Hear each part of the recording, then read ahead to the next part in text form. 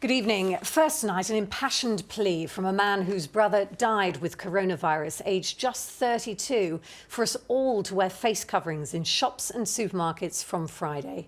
At the moment, masks are only required on public transport and hospitals, but that's being extended to retail from the end of the week with the threat of a £100 fine if you don't. But it seems there are still those who feel that putting one on is too much to ask. Scott Ellis reports. Who knows how many people you could save by wearing a mask? Carl May is a microbiologist from fish ponds. His plea is for everyone to follow the guidance on Friday and use a face covering in shops. For Carl, it's not just science, it's personal. 4 months ago, he lost his younger brother Tom to COVID-19.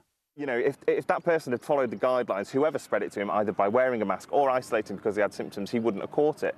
And that's obvious for everyone who's catching it. Everyone who's caught it has caught it from someone by aerosol or droplets that in all likelihood would have been stopped by a mask. What does it weigh? 10 grams? A bit of elastic around your face. It's really not a big price to pay to potentially save someone's life. And that's the health message. A face covering will prevent you spreading the virus when you don't realise you're infected. Still, some seem reluctant. We went shopping for some free opinions.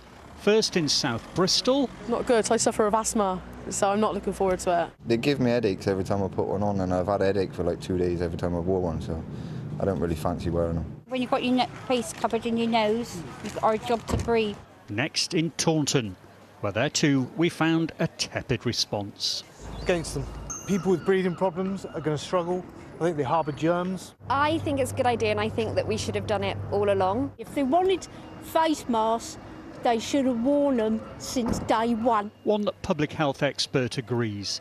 The UK has been slow to realise that masks have a part to play. I think it's just cultural inertia, and we really need to be more dynamic, because if we were more dynamic, we would have brought our case numbers down a little earlier. From Friday, the government expects shopkeepers to refuse entry to non-compliant customers. I'm not going to say no coming in, but they have to wear the mask. And add the police have the power to fine offenders £100.